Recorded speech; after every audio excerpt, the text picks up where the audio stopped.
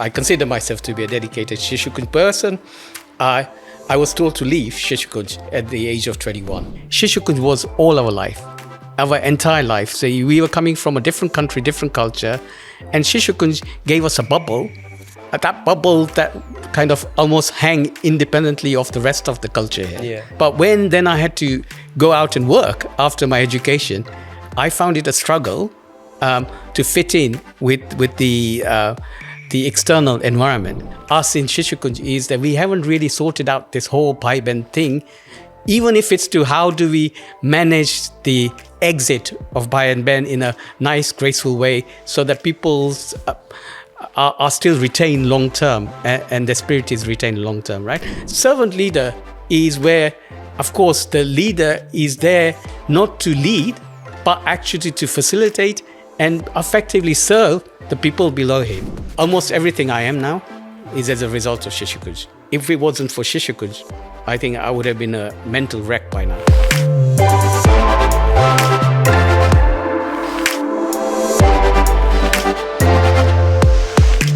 Namaste, my name is Ajaybhai and welcome to another episode of the Shishukunj Legacy Podcast. I'm here today with Ajaybhai. Namaste. Namaste, Dylan. How are you doing today? I'm good. Good. Very We've got a lovely summer's day finally in England. Yeah, it's been boiling in here though. Yes. But no, it's been really good actually. Good stuff. So I think we might as well just jump straight into it because this is centered around your journey in Shishukunj and sort of what you've learned from it and what others can take from it. So when did you join Shishukunj and what was the reason for it? Okay, that's probably going to be a standard answer. But before I do that, let me just explain a couple of things about me. Sure. I think most people know, but in case they don't know, there are some things that are different about me in relation to Shishukunj. So first of all, I was in Shishukunj, Mombasa. Right. Now, Mombasa Shishukunj is quite different from all the other Shishukunj. Most of them were in Kenya, of course. And all the other Shishukunjs were run like the Nairobi Shishukunj Kendra.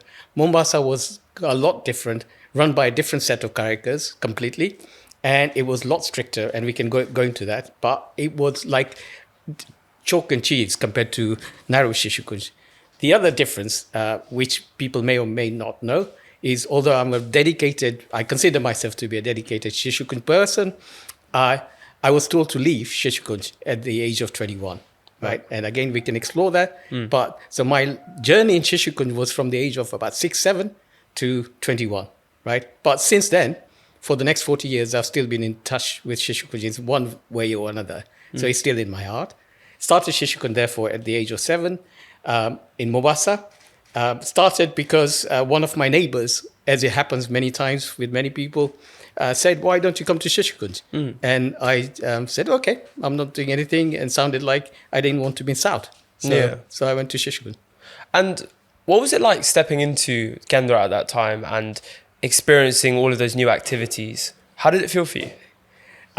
Initially, as a 7-year-old or 6-year-old, let's say 6-year-old, I can't remember the exact age, it was quite daunting because I hadn't experienced anything like that before. Yeah. All of a sudden, my earliest memory is that I went there and I was put straight into what was going on, which was a Kawayat class. Right. And I was given to do dumbbells, right? And I could hardly follow it, right? And I was struggling, but that's how I started. What made the difference on that first day was at the end of that session of dumbbells, Karsan Kaka, who was one of the leaders and happened to be taking that class, said, Ajaybhai, can you come up to the front and show everyone how to do it?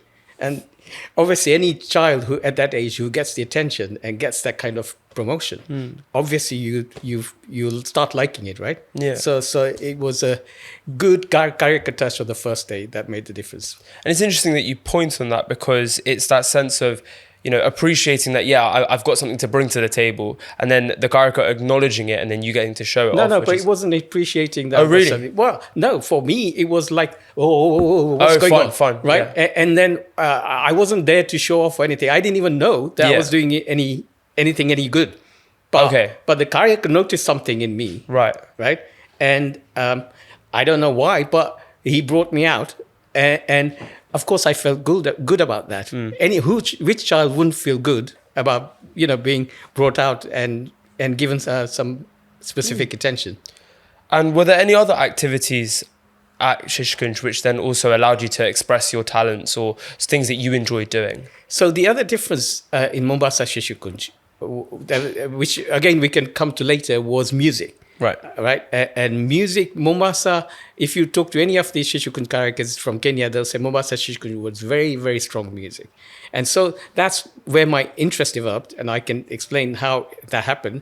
But one of the earliest things that happened to me was entertainment.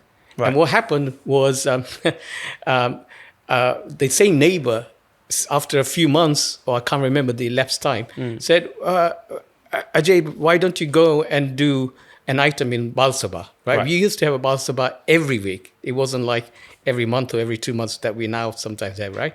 So I had already been to Balsaba. I knew what it was. So I thought, okay, someone's encouraging me to do it. Let me try it. And I had heard some jokes. I got some of my people in my flat who were all going to Shishukunj to try and do an act out of those jokes, out of those jokes. And we did it. I was completely nervous and wrecked by nerves, I think, even at that age. But because someone had encouraged me to do it, I had got friends to do it with me. I couldn't come out of it, even if I wanted to. So I had to do it. And it went really well, to my surprise, right? And so it encouraged me. The next time, I thought, okay, I'll do the jokes, but myself, because I haven't got time to do the play preparation with everyone else. So I started doing jokes on my own.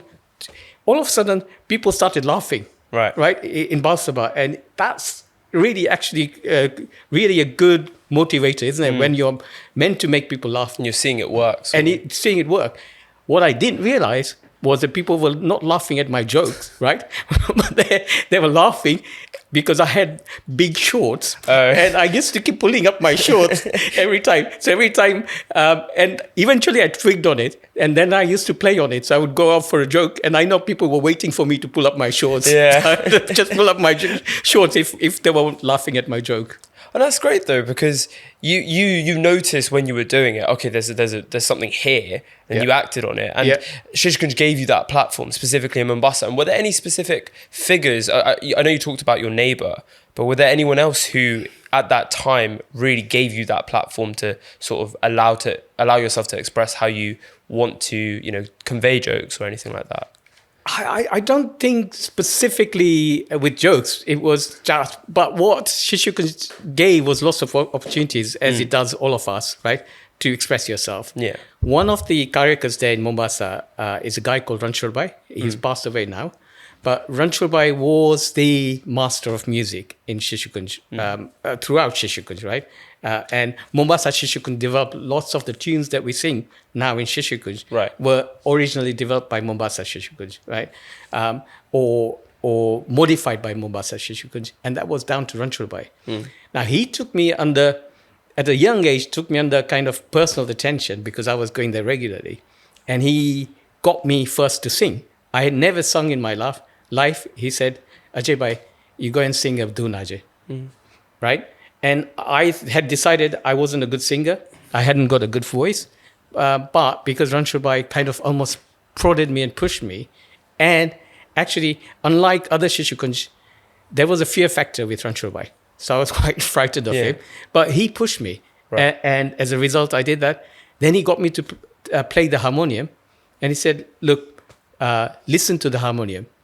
And he played one sur and said, if you listen carefully, you'll hear all 7 notes of the harmonium. And that was quite intriguing because no one else had told me that. So I listened to the sa and I couldn't hear the 7 notes.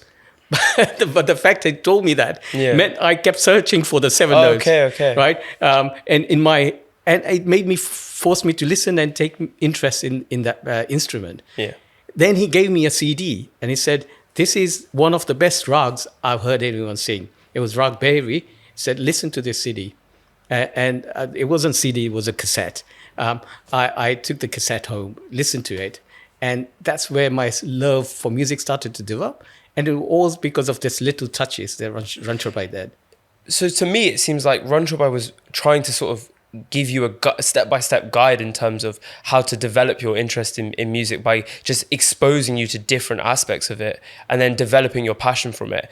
And I think that's also common that you see, like, even nowadays, in terms of the training that we're given. You know, it's very trying to give you all aspects of it, so then you understand the bigger picture and then you develop your passions from it. And you were talking about other opportunities. Do you remember your first responsibility at Mombasa Shishukunj? Yeah, I mean, my first responsibility was probably like many other people, just being a Dasta Nayab, right? Which is the assistant to the Dasta Nayab. Yeah. And all I had to do was go from the back to the front and count how many people in my line, right? But it was a huge responsibility at the age of 9 or whatever I was. But the real memorable responsibility that I have from Mombasa Shishukunj was at the age of probably around 14. Shishukunj Mombasa used to host in the temple a big variety show, right? Now, it was a variety show that was not just done by Shishukunj Mombasa. We would do a couple of dances, but it was variety items from all the different communities in Mombasa. So Luana, Oswal, Naunat, Patel community, Kachileva. All of them were asked to participate. So it was a big, big event. It was the highlight of the year, right? And every year it used to happen. For this year, somehow, Ranchorbai, like my people I looked up to at the Karak in Shishukunj, was actually having some kind of tension with one of the other characters. So as a result, they asked me to take on the responsibility because I was probably musically minded. So at the age of 14, I had to go around all these communities and select which dances were good enough to qualify for that show, and which dances weren't. And I had all these senior ladies, like senior mean like 21-year or 25-year-olds, coming up to me and say, Ajaybhai, please, why are you rejecting our dance? We are working really hard. Of course. And at that age, it was a huge, huge responsibility. And of course, I enjoyed the power at that time, but it was also very, not only tension-filled, but I learned a lot from doing that.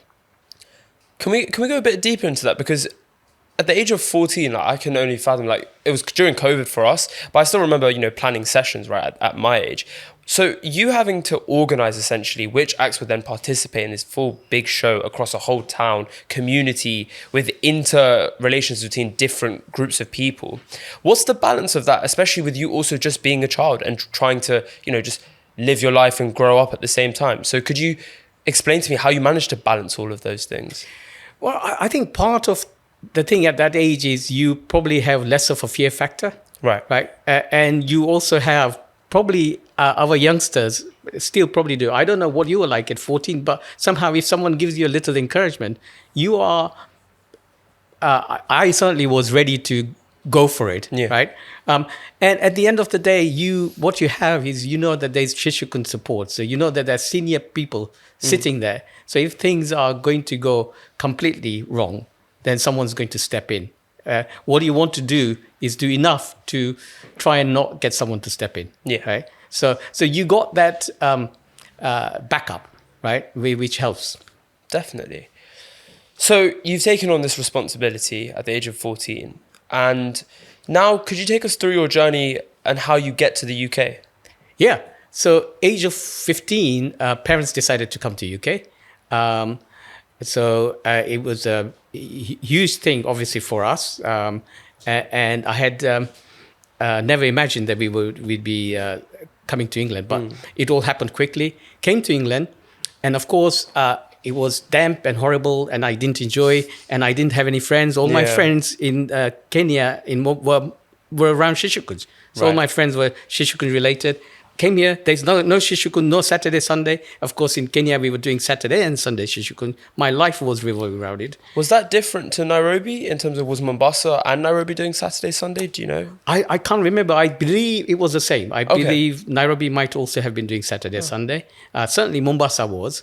And I came here, and after the first few months, when I was missing a few things, by that time I was 15, I decided, for some reason, I can't fathom what was the trigger, that I would start my own Shishukunj, right? Now, so this was in 1977. I came across Karsanbhai Velani, who was the guy I mentioned, one of the leading characters in Mombasa. His brother, Dhanjibhai Velani. Right. And we somehow contacted each other. And I said, why don't we start a Kendra or Shishukunj? And we found a space in the temple in Wembley on East Lane. Yeah. Right? There's a temple, the Hindu temple. We went to Kantibai Nagda there. Somehow he gave us permission to use it. And we had 20 to 25 kids coming to Kendra. And I tried to do the same thing I was doing in Mombasa Shishukunj, right? So Pratna and Kawayat and a little bit of music and Balsaba. And then a few months down the line, and of course it was getting hard because Dhanjibhai was a little bit out of it. So he would try and come, but I felt he wasn't up to date with what Shishukunj was doing. He was much older than me. And I was the one having to carry the can all the way. And it's hard and lonely for one person to do it. Especially still at the age of what? 15. 15, right? Yeah. So, but luckily, something happened that completely changed my life from then on. Bharatbhai and Rameshbhai somehow found me, right? Now, we have to go back to what happened in Mombasa to see the connection with Bharatbhai and Rameshbhai Ruda. Bharatbhai Dhanani and Rameshbhai Ruda were from Nairobi Shishukunj. They came to a Shibir that was all hosted in Mombasa. So Mombasa Shishukunj Shibir. They came, this was probably when I was 13. And Bharatbhai was, I suspect, around about 16, 17. Ramesh by similar age, right? And they'd been sent over as the representatives of characters from Nairobi Shishukunj. After the Shibir, I got to know them during the Shibir, as you do. And then they were carrying on living, and they came to Kendra for 1 week, the next weekend. And they came to my house. I invited them back to my flat because it was very close to the Kendra. And I started asking Bharatbhai all sorts of questions like, Bharatbhai, how do you make friends? So, and for a 16-year-old, it was probably weird, but also he probably felt good that someone was asking him. And then I started asking quite difficult, challenging questions. I understand from someone that you are probably the same.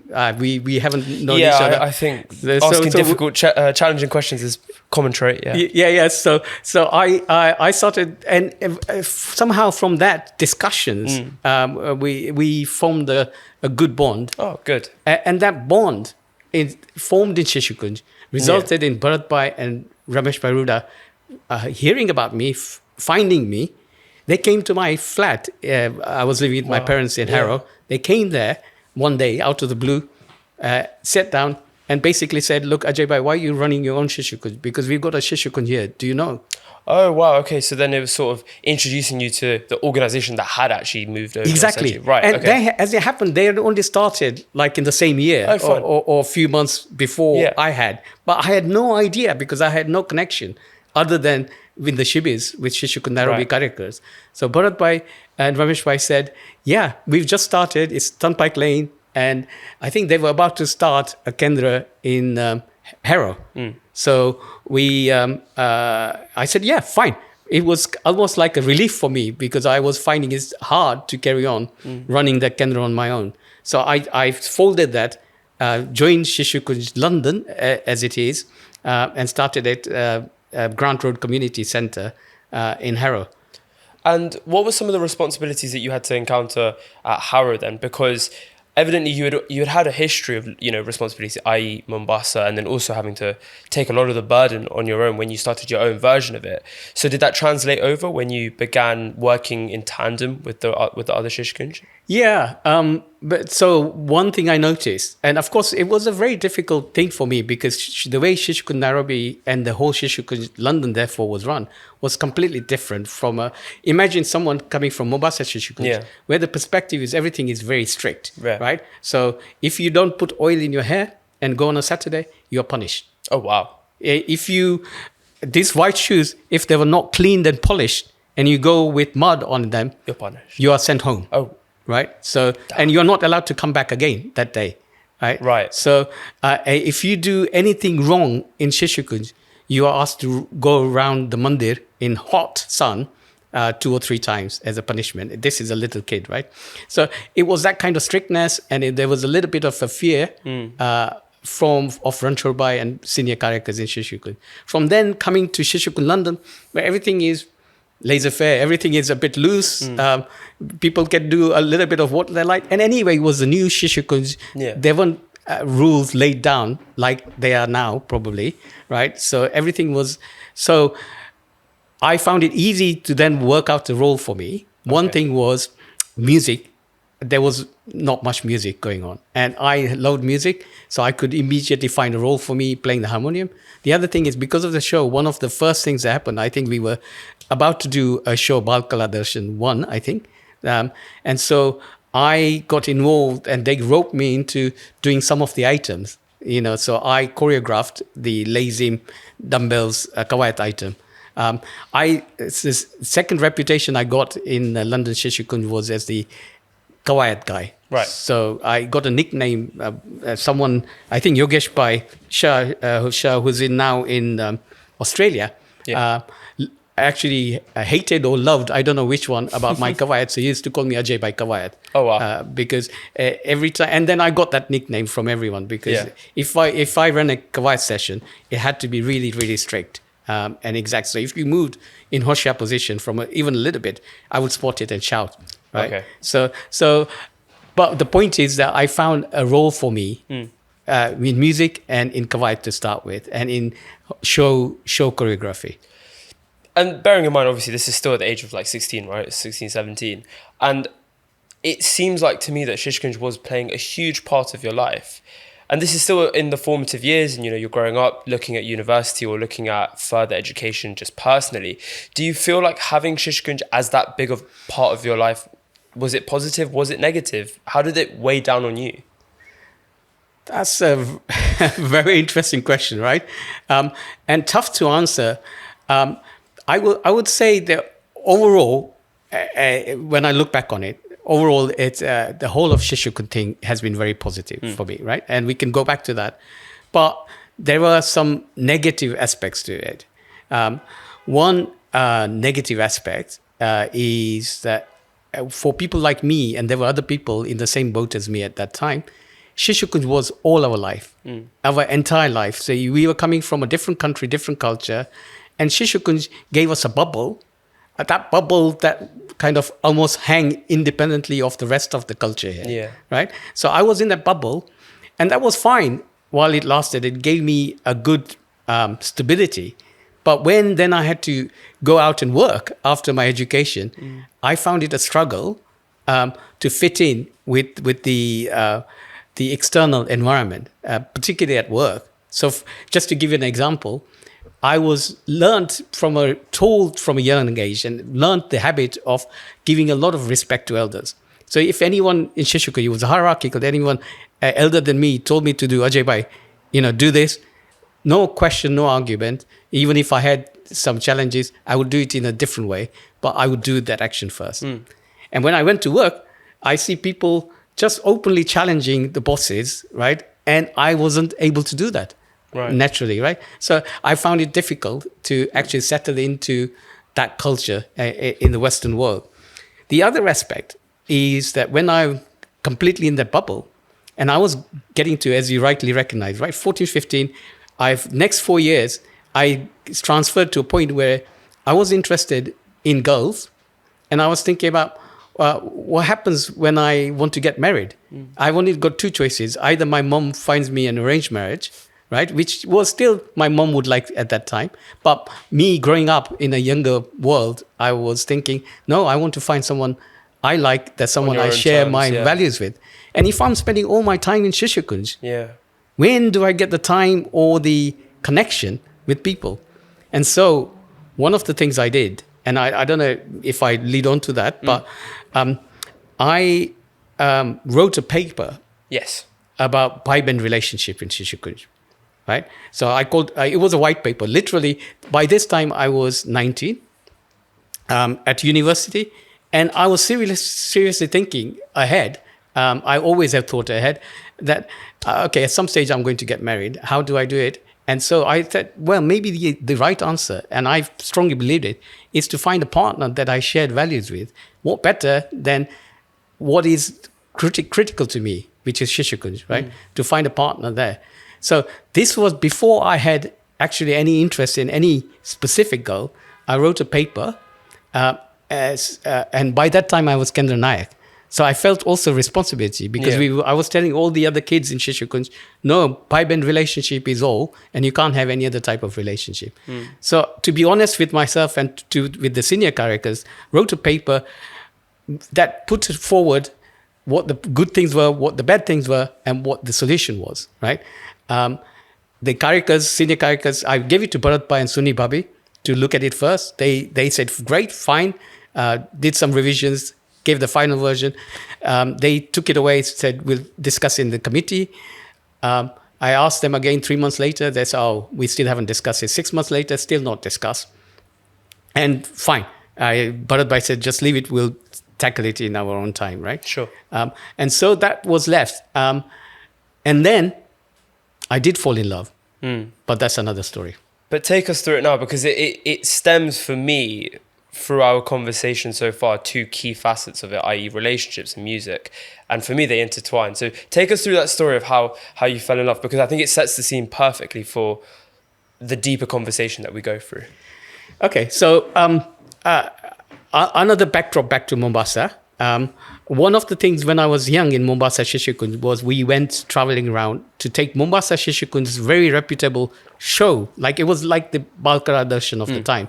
We would take it to all the Shishukunjis in Kenya. So I remember going on a tour where we went to Nairobi Shishukunj, to Nakuru Shishukunj, Thika Shishukunj, and did our show in each place, right? It was a fantastic time, of course, always is when you go together at Shishukunj. When we went to Nairobi Shishukunj, I came across this young, mischievous guy, right? And I remember just our bus had arrived, and this tall, mischievous guy just started poking fun at us, right? And teasing us from Mombasa Shishukunj. That was Ramesh Bhai Patel. Oh, wow. Right? And he was probably a 19, 20-year-old Ramesh Bhai Patel, very cocky, but I really liked him, right? Yeah. And again, that was a connection that was made there. When I was in Kendra Nayak at the age of 18, 19 in London Shishukunj, Ramesh Bhai, or 1920, Ramesh Bhai was thinking of settling into London, right? And he'd come for a recce first. And he said, one of the things he said, this was around about 1981, 82, said, Ajaybhai, we've started this Shishukunj, it's been 3-4 years in London. Why are we not having our own Navratri? So Shishukunj used to have a Navratri, but we would hire musicians, it would be somewhere else. And I don't think Shishukunj Karakas had any role to play in it. Also, It was just people would come. There was no real ownership of it. No ownership, exactly. Yeah. Exactly that, right? So Ramesh Bhai said, and until then, I hadn't thought about it, right? Even though I was in music, I don't think I had the confidence even to think about it, or no one had jogged that. So I said to Ramesh Bhai, but look at our people. Have you got any musicians that are to perform at that sort of thing? I don't think we have. And Ramesh Bhai said, no, don't worry. Can you sing? And you knew I can. So I said, I can sing, but I haven't got any singers. And you haven't got any rhythm players or musicians. So how are we going to do this? Ramesh Bhai said, look, I'm coming back from Nairobi in a few months' time. Let me do this. You commit to finding the singers. I'll commit to getting you musicians. Right? Yeah. Is that a deal? And I said, yeah. I couldn't say no, right? Of course.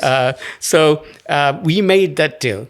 And I had to then find musicians. So what I did was, how do I find musicians? Because I knew all the musicians in Harrow, and I didn't think they were up to standard, or singers. I wanted a singer because I was going to be the lead male singer. I wanted female singers. We had the chorus.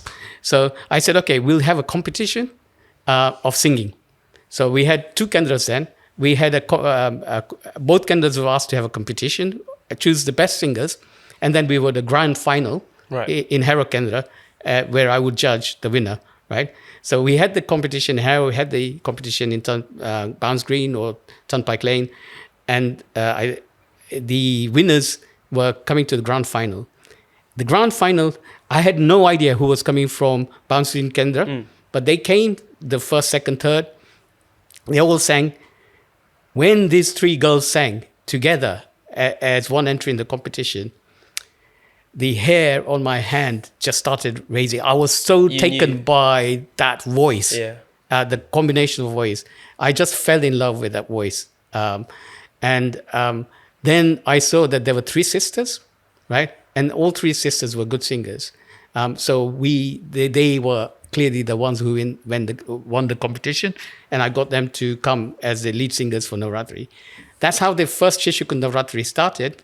And of course, I made the beeline to who I thought was the eldest sister, happened to be the middle one. So I took to the wrong person first. And then I ended up talking to Rajvi eventually. Yeah. And then, of course, I fell in love with her, not just her voice by then, but everything about her. And then it became more real for me. And I reminded Shishukunj Karikas, Bharatbhai and the committee. I think Bharatbhai was just a middleman, but it was really a committee who was like a behind the scenes thing. It was a black box to me. It was to decide what to do. Because and one thing people may not know, people know about my relationship. They may not know that I was trying to be very transparent in my position as Kendra Nayak. I was open and said, look, I've written the paper. Now I've actually got this issue and a relationship. What do you want me to do, Shishukunj? Do you want me to come out or do you want to carry on? And they said, actually, just carry on for a while because we need to decide. And it was one of the times when they didn't have many other Karikas to take on the workload. So they said, carry on. And later on, down the line, I was told not to come back. We'll get into that after this, but I just want to ask, for you feeling that you were being very transparent with this whole issue, did you feel like that was not being returned by the committee who you, as I'm describing, as what you said is in a black box, or how did you feel that process was being taken? It's very difficult for me to make a judgment now, right? Logical side of me thinks, look, this is a very difficult situation for anyone, right? It's not an easy decision for Shishukunj to make. And one of the issues with us in Shishukunj is that we haven't really sorted out this whole Bhai Ben thing, even if it's to how do we manage the exit of Bhai and Ben in a nice, graceful way so that people's are still retained long term and the spirit is retained long term, right? Yeah. So I think it probably needs some more thought. And you know what? I don't have any bitterness about it. It happened, and it's just one of those things that Shishukunj we are not very good at handling. Surely that must have made you feel quite angry at the time, though, because considering you've been giving your basically life, heart, and soul to this organisation as you moved to London. Not really. My first thing was just a bit of relief. Right. Oh, okay. At least it was now sorted. I was clear. Right. Because a bit of me was feeling conflicted that I'm halfway. I'm not sure what is the right thing to do. And this made it clear finally. The way it was done, yes, it could have been done in a better way. Ideally, someone talking to me face to face. But I think, like I said, it's a difficult situation. Right. And it's difficult for anyone to handle. Yeah. But I think, look, I've still got the paper. I've still got very clear idea about how we can change this in Shishukunj. So all someone has to do in the committee now is come and get me involved, and I'll very happily talk about it because I think we can improve on this. Yeah, I think there is definitely a need to improve on this scenario, and this moves to a broader conversation about Shishukunj because we've talked about different aspects of it and how it deals with certain situations. But Shishukunj as an organisation has obviously moved right from India with Indubai to East Africa with Vallabhbhai and Devchandbhai, who will get onto it in due course. And now obviously is in London with two centres. And it plays along the original philosophies of Montessori, Gidrubai, Gandhiji. Do you feel that the Shishukunj in the way that it's operating now still operates along those philosophies, or has it strayed? So I can't comment truly factually, right? Because I'm slightly out of it. Of course.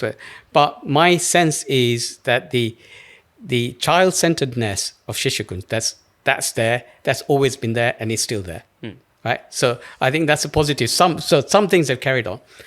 I think the two things that might have changed is, one is the context is different now. in Kenya when it started, I think the reason for Shishukunj, my understanding, is that actually there were a lot of people out in the streets, boys and girls maybe, not doing anything useful.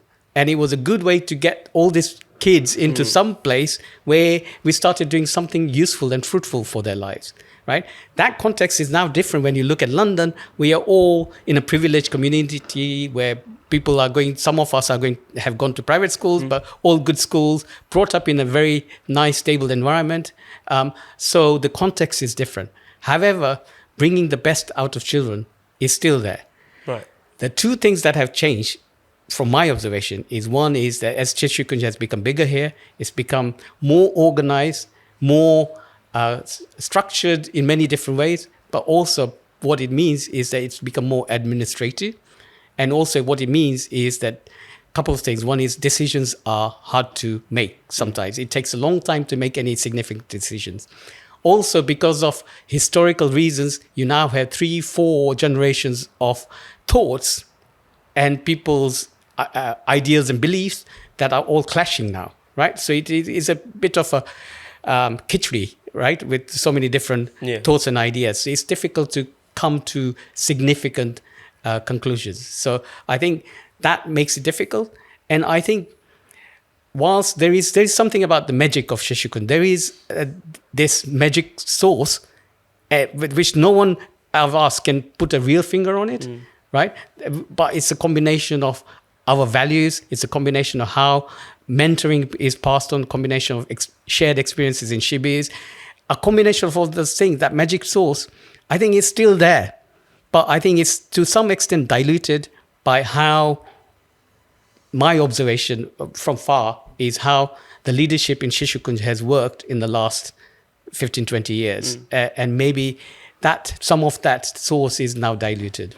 Which maybe do you think needs to be brought back or necessarily just adapted to the current context? Either or both, right? But maybe more the latter, we adapted to the current context. But I think the leadership style is probably needing, in my view, and I don't mean just the senior leaders, I mean the whole hierarchy. Maybe something has been lost along the way and that needs to be changed. Interesting. So we've talked about Ranchobai, definitely about, musical inspiration, but have there been others who have inspired you along your journey, especially in the early days at Mombasa? Yeah, many others. And it's difficult because there are so many different people in Shishukunj which are good characters. And I think I've learned and gleaned a lot from different characters and taken different bits that I like. So there isn't any one particular character I would name that has really inspired me. The one inspiration that has stuck in my mind, actually there are two, but one was a more fleeting one. The more fleeting one was Swami Vivekananda. Because when I was young, 13, 14 here, 15, 16, I got into Swami Vivekananda and the fierceness of his message of arise and awake and do things, to find your spirituality was quite a motivator. But after that, I came across another philosopher, again through Shishukunj, Jiddu Krishnamurti. Right now, it's a Krishnamurti, same as what Tanujbhai, if people know him, he started this school, or he was part of the Krishnamurti school in India, right? That same Krishnamurti, but I think Tanujbhai liked the educational philosophy. What I was interested in is his spiritual philosophy, which was about he's very difficult to understand, but it was about living in the moment and not taking all the assumptions you have through your experiences in that moment. So it's trying to free your mind when you are in that any particular moment, like you and me are talking now. Of course. It's trying to suspend your judgments and all the different facets that are playing in your mind and just being present. Wow. To that conversation. So that is really powerful, very hard to implement.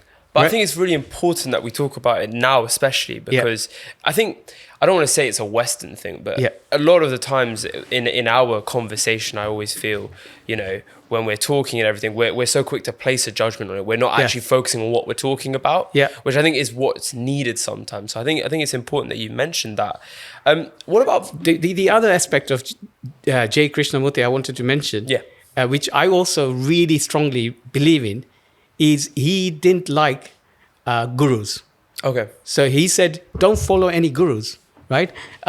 Which is why he never started a sect of his own. He was encouraged to start a sect. He never did.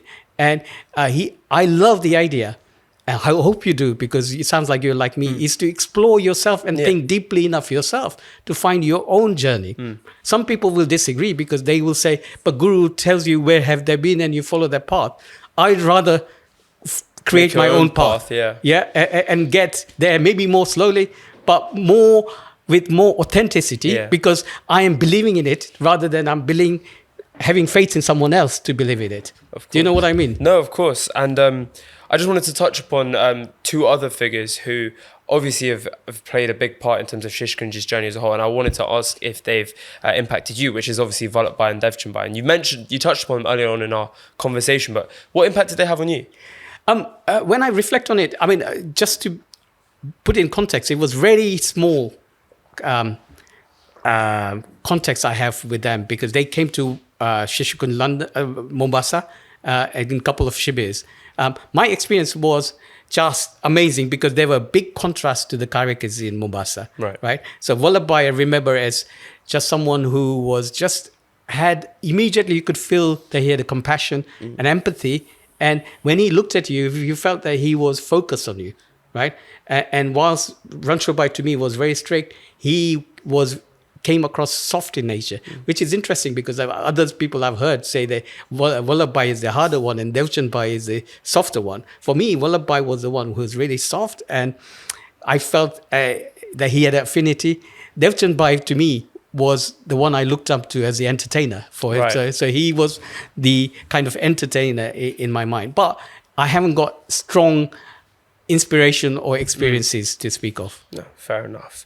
And just finishing off this part in terms of Shishukunj's overall outlook, inclusivity has been really important, especially in the last few years. And do you feel that Shishukunj has been open and accepting of the challenges of being inclusive? And how do you think Shishukunj's approach has been to this idea?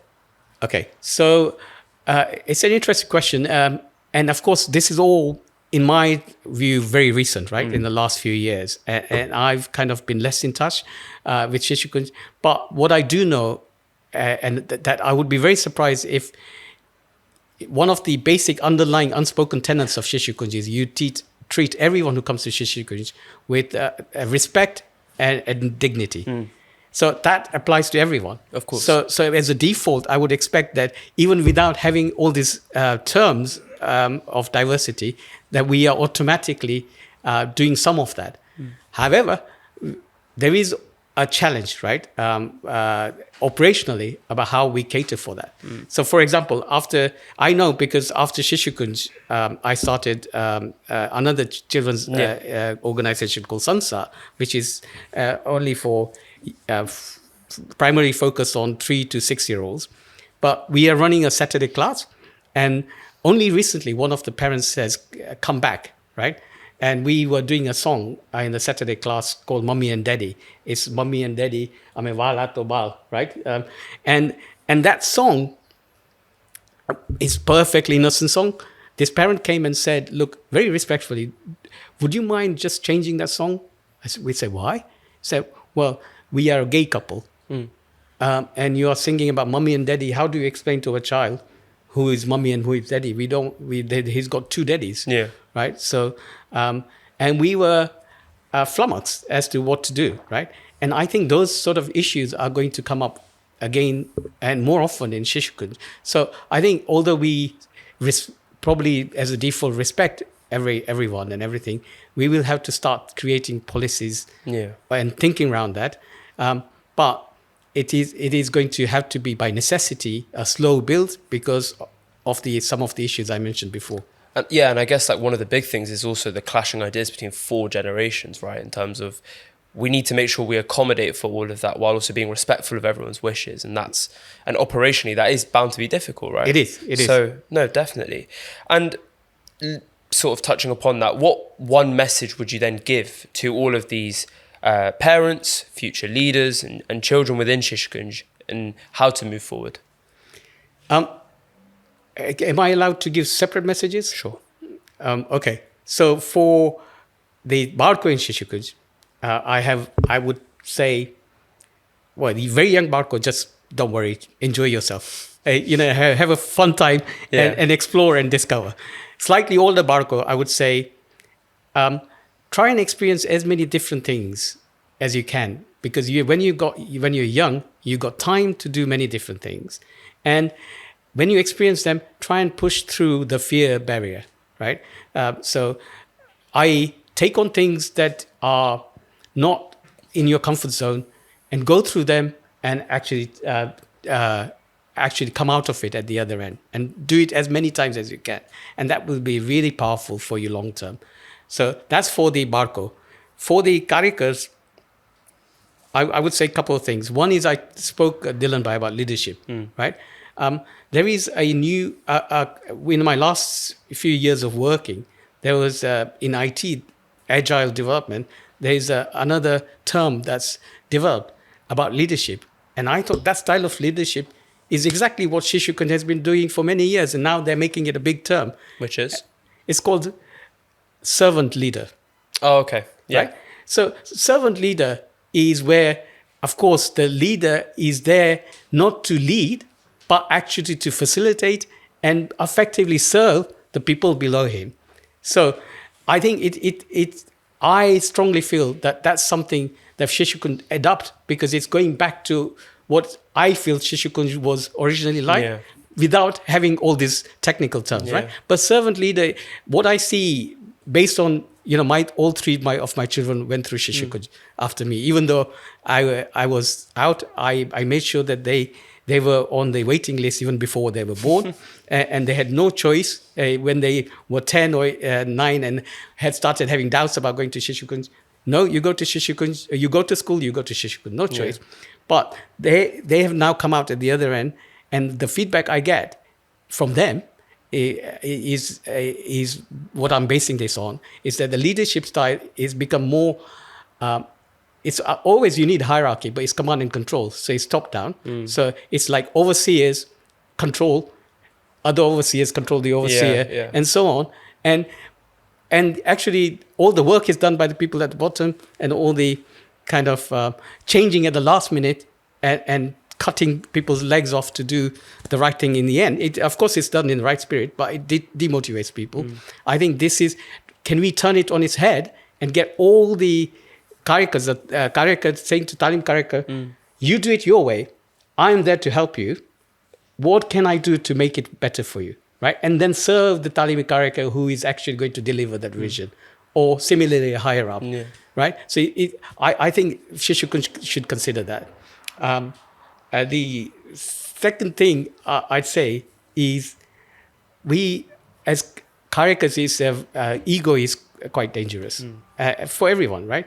And it's very easy to say this. We all know it. And we all say, but we should show more humility and be humble. I think that's, in my view, it's wrong.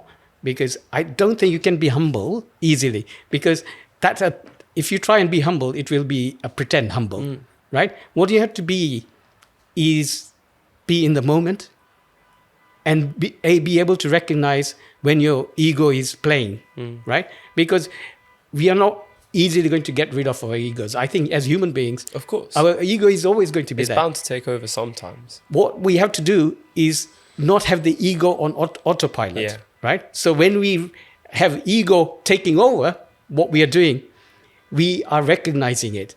And sometimes it's good to have that ego, because that drives us, right? For our identity to do better things. But it's not just ego at the individual level. We have ego at Shishukunj level. So Shishukunj has an ego, right? Which is made up of, but we are great, aren't we, in Shishukunj? We are exceptional. We do something unusual, right? And that ego is going to stop us from making more impact on the world.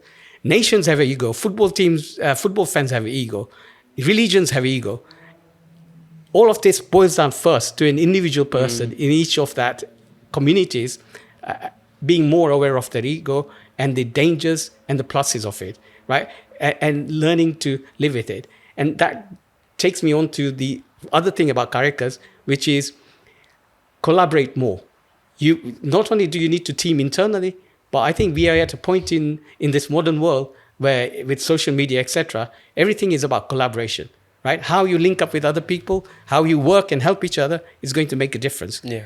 In Shishukunj, we should now be going out and not doing everything just ourselves because we want to be proud of it, but get more involved, other communities, learn to work with other communities, and then deliver even better value. So that's for Caritas. I'm sorry I'm taking long. No, it's all right. For parents, I would say, of course, don't project what you want to your kids, right? Parents, and by the way, all these things I'm saying, hands up, I'm still in a journey myself, and I'm doing all the same things that I am indirectly accusing everyone else of doing, right? So it's as much for me as for anyone else, right? But I have, as a parent, automatically and naturally try to project my own views about the world to my children. But there is a very beautiful writing by Khalil Gibran, if you know, a Lebanese writer, poet, philosopher. And he writes about lots of things like love and marriage and children. And one of the things he said about children is, children are not your children. They are of the future, right? So you might host them in your body, but their souls are of the future, right? And children are like, they are like the arrows that are quivering on I'm not repeating exact word by word, but the imagery he says is that you as a parent are the bow giving the stability, the almighty or the superpower or whatever it is actually the archer, and the children are the arrow that are quivering, and you have to steady the ship and allow the arrow to go, and then the archer has actually set the direction for that arrow. It's not in your power. You have to just give that stability, right? And that stability comes from love and stable surroundings. And the role, I think that's the parent's role. I will come back to Shishukun's role in that stability. But the other thing I think parents, I'm conscious, should be very careful. Something that I learned from one of Tanvi Ben when she was at school, and one of the lecturers said, is don't label people, right? So what I mean by that is don't say to people, well, you are stupid, or actually not even good things. Don't say you are clever, because that actually gives a lot of pressure to people. I have grown up feeling that I was labeled as someone who was really good at everything. So the pressure on me is I am now trying to live by being good at everything. And that label has stayed.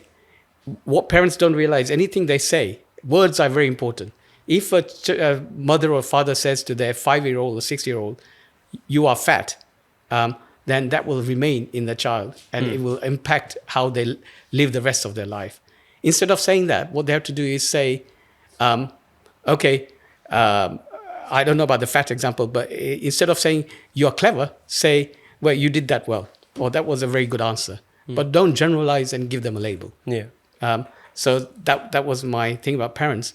Coming back to the archer thing, what I like, and this is not a Khalil Gibran imagery, but when I read about that and I tried to relate to Shishukunj, I think what Shishukunj is doing in that stability is giving additional stability by helping hand to the bow. And perhaps I can imagine in that metaphor that Shishukunj is lighting a spark to the arrow. And the arrow then has even more of a energy, and that arrow might blow into a flame and light more sparks elsewhere. And so I see that as part of the Shishukunj contribution. There's a lot in there. So my final question is, what does Shishukunj mean to you? So I'd say almost everything I am now is as a result of Shishukunj, right? So one of the things we haven't explored, for example, is that my dad was very ill, and he was mentally ill. He had schizophrenia. All of a sudden, when I was 10 years old, he started beating my mom up and hitting me, right? If it wasn't for Shishukunj, I think I would have been a mental wreck by now. So not only did Shishukunj give me stability, and the way it gave me stability was by warmth, love, and a sense of identity. It also gave me an additional thing that allowed me to express my and grow my interests in various things in life. So I think it's been a powerful, and it's made me. I feel like I'm one of those, like, you know how you have families and the one child then goes away because maybe he's had a quarrel with the family, finds his own way in the world, and every now and then comes back to meet the parents once in a while, and then disappears off again. Maybe eventually he'll come back to the parents again. But I see that as me. Wow. There's a lot to take from that. I think 2 key points are forging your own path and being authentic to your own self while you do so, and an institution sort of advice in terms of how better to make procedures, make policy, and make decisions. There's a lot to unpack from that. So Ajaybhai, thank you very much for all that you have had to offer. This is Dylan Bhai, and this has been another episode of the Shishukunj Legacy Podcast. Namaste.